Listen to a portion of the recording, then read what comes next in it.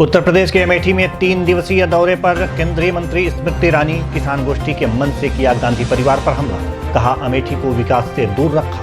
राजस्थान के चित्तौड़गढ़ में मुस्लिम राष्ट्रीय मंच ने की प्रेस कॉन्फ्रेंस, कहा मुसलमान देश के साथ कंधे से कंधा मिलाकर चलें।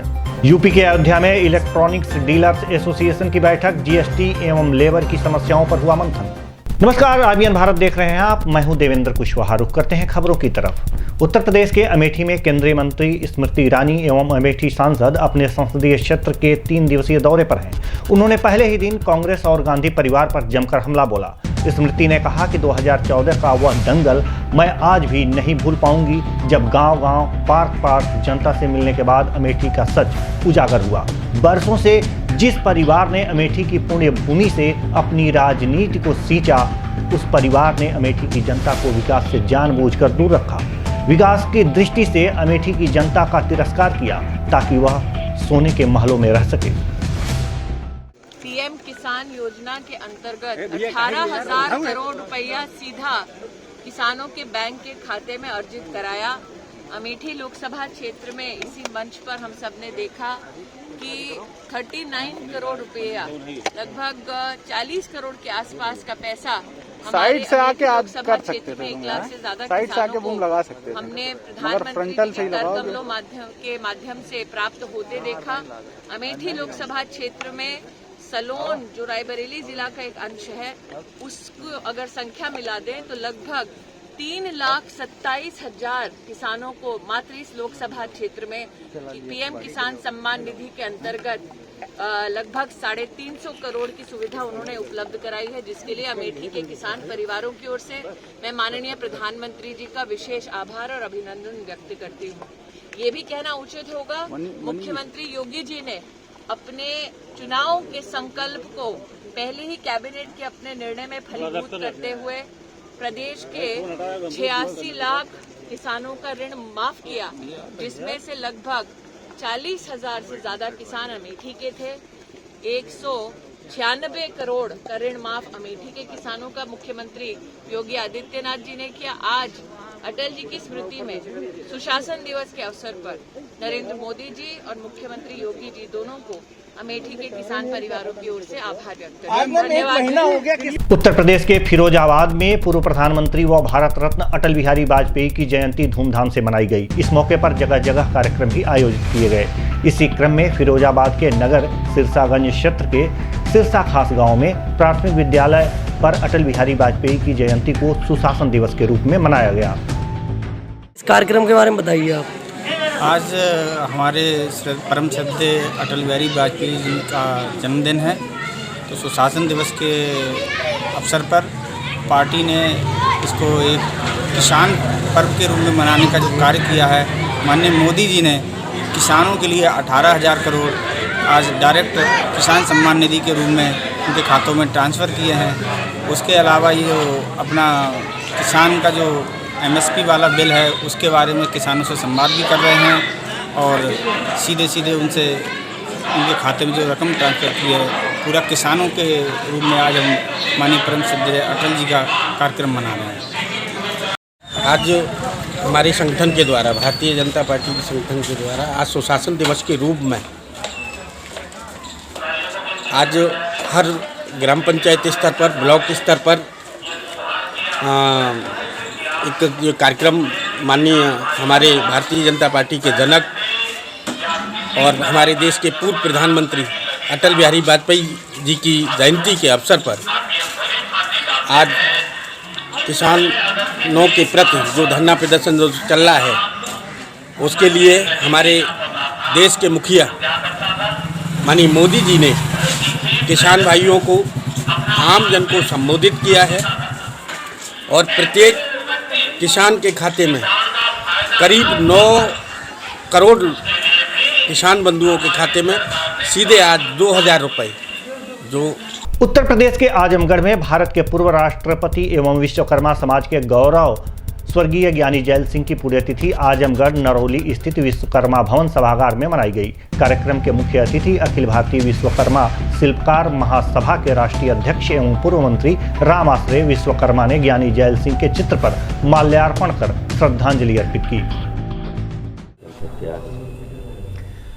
आज 25 दिसंबर को भारत के पूर्व राष्ट्रपति और विश्वकर्मा समाज में पैदा हुए विश्वकर्मा समाज के गौरव स्वर्गीय ज्ञानी जय सिंह जी की पुण्यतिथि है और आजमगढ़ के विश्वकर्मा सभागार में सभी विश्वकर्मा समाज के लोग एकत्र होकर के यहाँ पर उनकी पुण्यतिथि मना रहे हैं, उन्हें श्रद्धांजलि अर्पित करने का काम कर रहे हैं। क्योंकि ज्ञानी जय सिंह जी भले ही वो कांग्रेस पार्टी के नेता थे और संघर्ष करते हुए पंजाब में के मुख्यमंत्री बने, देश के गृह मंत्री बने, देश के राष्ट्रपति बने। इतने बड़े व्यक्तित्व का जन्म तिथि या पूर्ण तिथि कांग्रेस पार्टी नहीं मनाती, क्योंकि वो जो है पिछड़ी जात के विश्वकर्मा समाज के थे।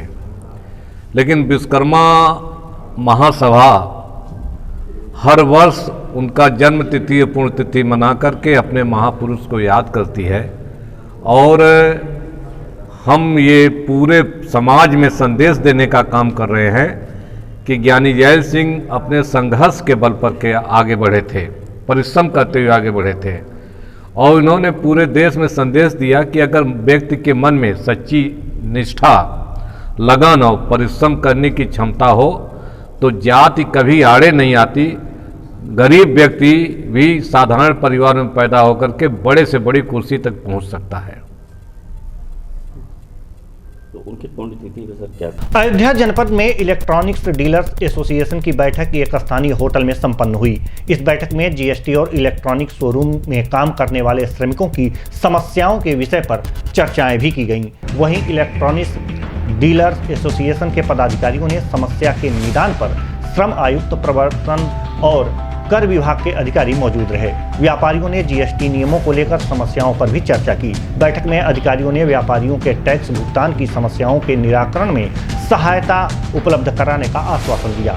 वहीं इलेक्ट्रॉनिक डीलर एसोसिएशन के उपस्थित सभी सम्मानित साथियों, मुख्य अतिथि के रूप में उपस्थित जनाब Anand Kumar Singh, assistant labour commissioner Rohit Malviya, deputy GST commissioner व श्री शिशिर कुमार, श्रम प्रवर्तन अधिकारी ने स्वागत किया।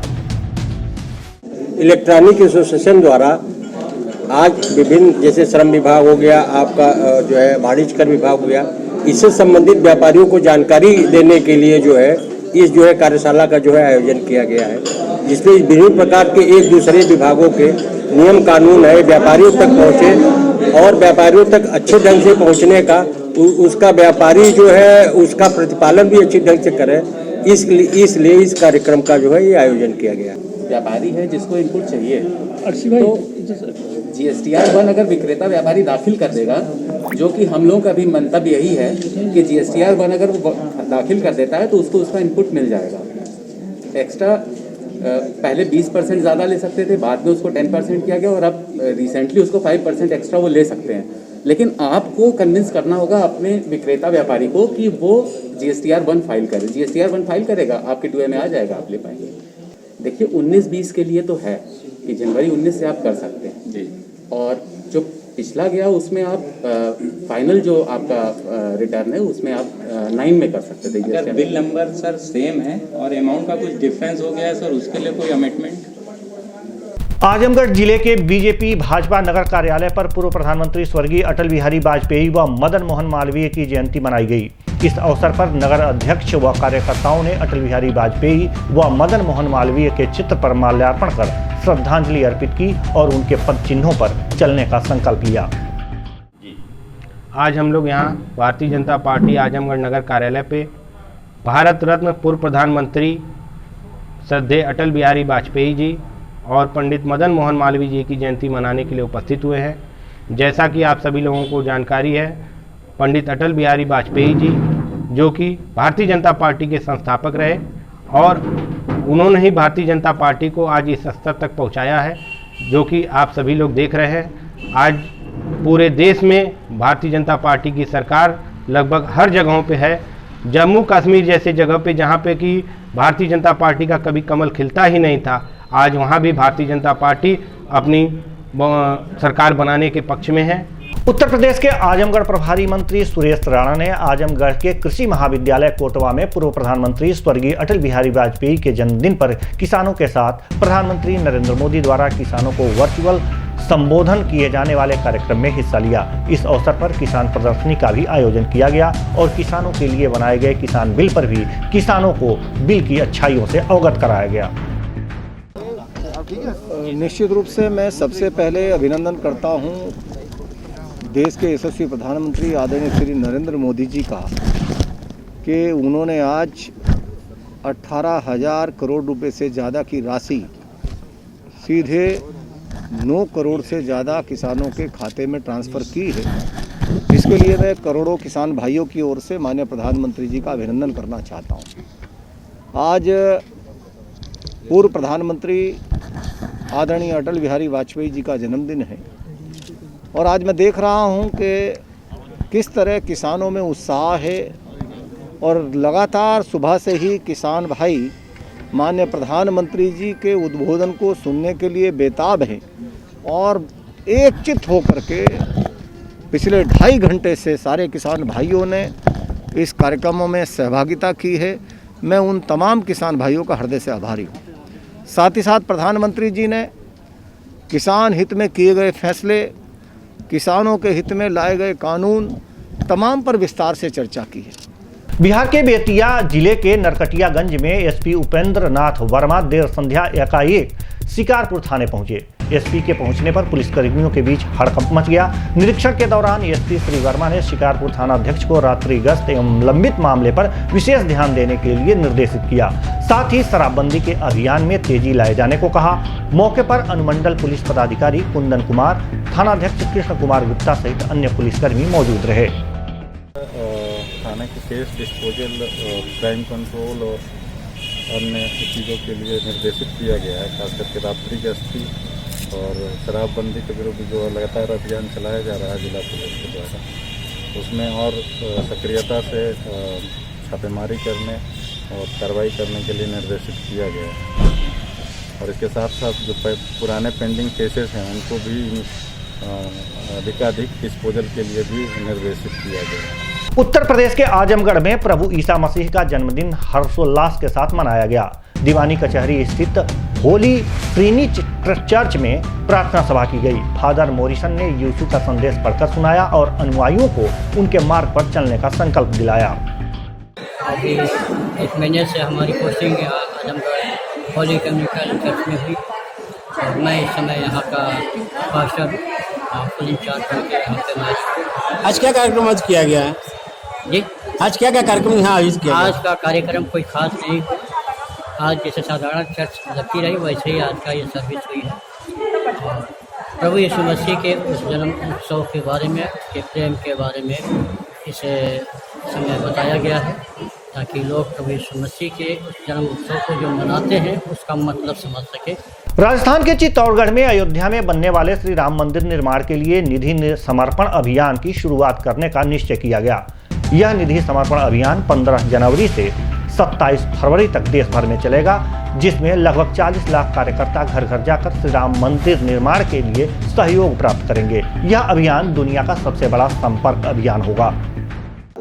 धर्म के मार्ग पर काम कार्यरत रहने के लिए प्रेरणा भी देता है। दिन 1992 में 6 दिसंबर था तो गीता जयंती थी। उस दिन संपूर्ण देश भर से आए हुए लाखों राम भक्त उस मस्जिद के आकार में जो बना हुआ था बाबरी ढांचा।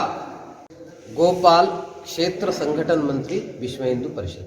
सर, अयोध्या में 500 साल संघर्ष के बाद भव्य मंदिर का निर्माण होने वाला है। इस मंदिर संपूर्ण भारत के सभी लोगों के सहयोग से होगा।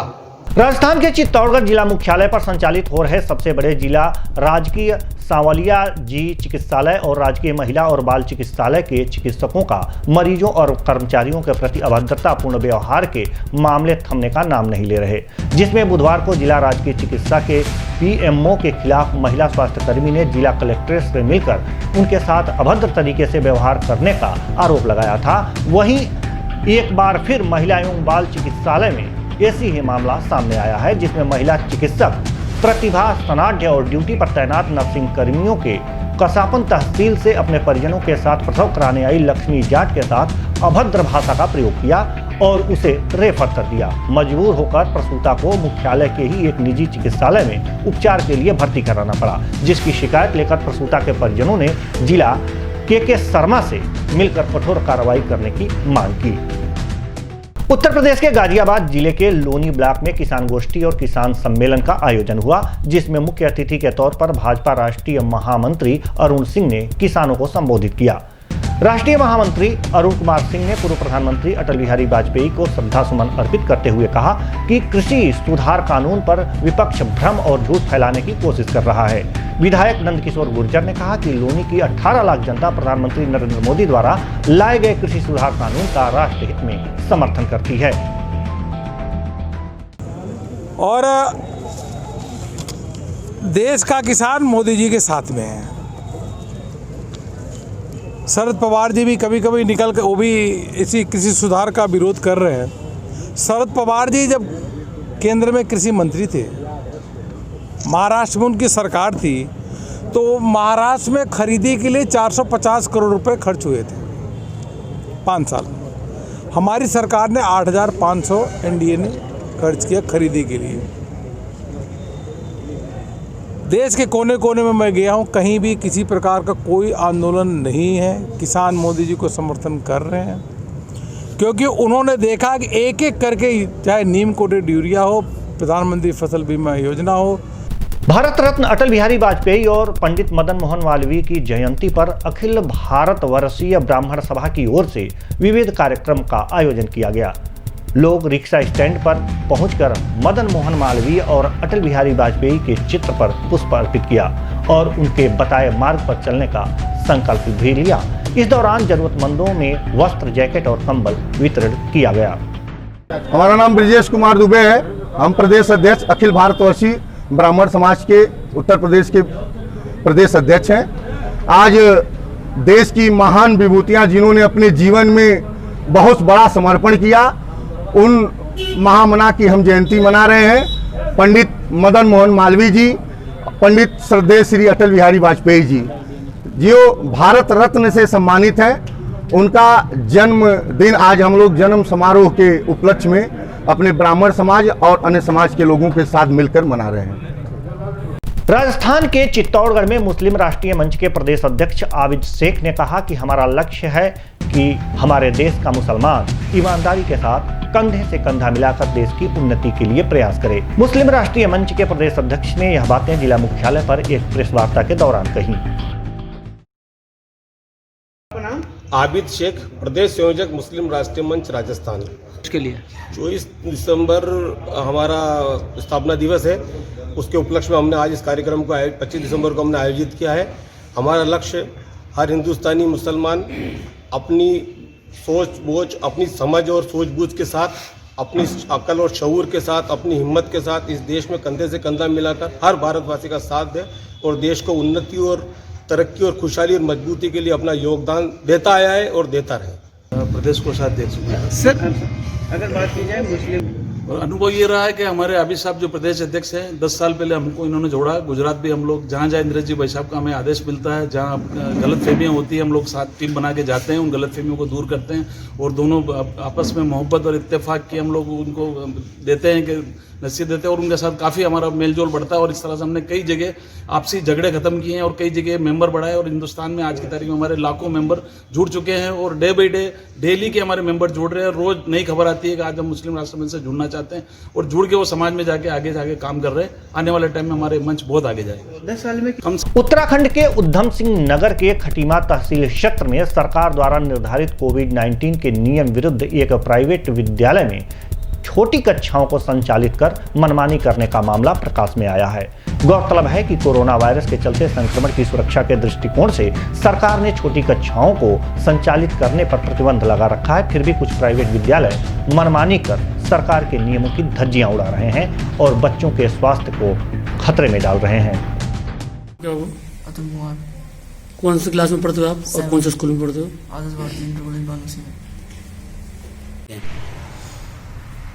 केवल बड़े बच्चों के लिए बुलाया गया था और 6-7 के बच्चे को नहीं बुलाया गया है। और 7th आपका नाम? केशव राणा। घर कहाँ हो आपका?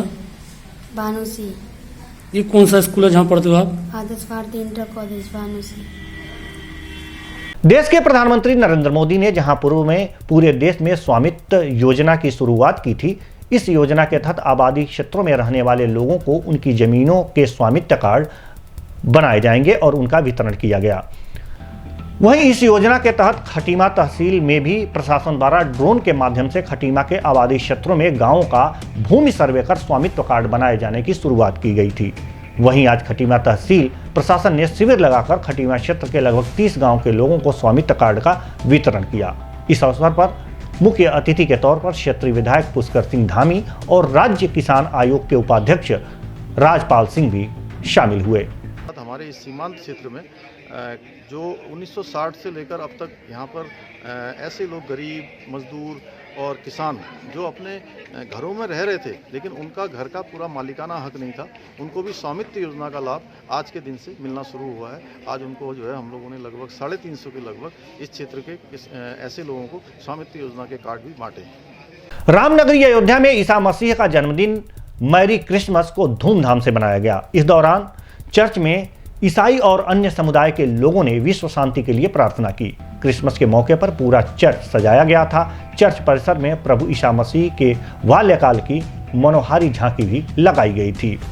तो सेलिब्रेट कर रहे हैं, क्या कहना चाहेंगे? क्रिसमस डे एक ऐसा दिन होता है जहाँ पे हम सब हमारे आने वाले ईसा मसीह के लिए उनके जन्म उत्सव को मनाया जाता है, तो बहुत ही हर्ष और उल्लास से मनाया जाता है। और ये नहीं होता है कि क्रिसमस केवल आज ही है तो हमने आज ही मनाया, ये पिछले काफ़ी दिनों से चला आता है, पूरी प्रिपरेशन होती है।